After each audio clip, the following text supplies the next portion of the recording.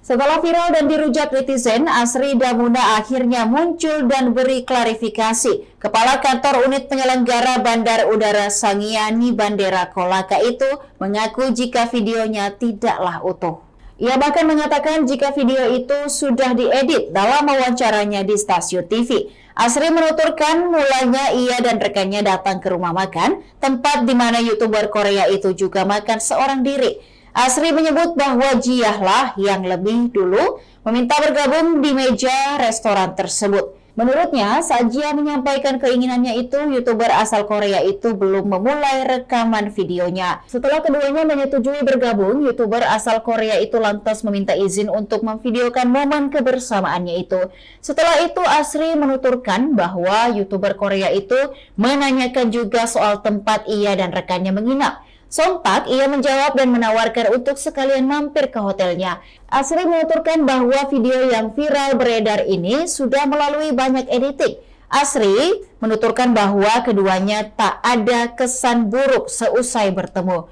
Jiah, kata Asri, bahkan sempat memuji keramahannya dan rekannya. Asri menuturkan ajakannya ke hotel terhadap Jiah itu tak ada unsur paksaan sejak awal. Oleh karena itu, saat video itu muncul di media, ia pun memilih tak mau terlalu menanggapi. Namun, setelah video ini viral dan meresahkan pihaknya, Asri pun meresponnya.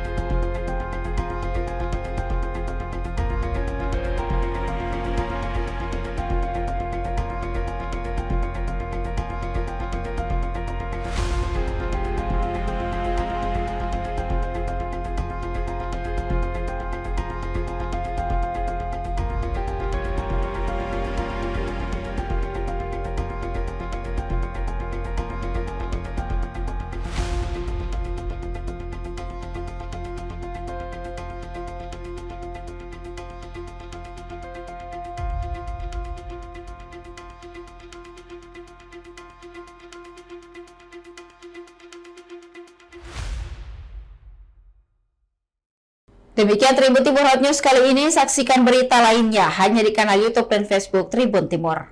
Download Tribun X sekarang. Menghadirkan lokal menjadi Indonesia.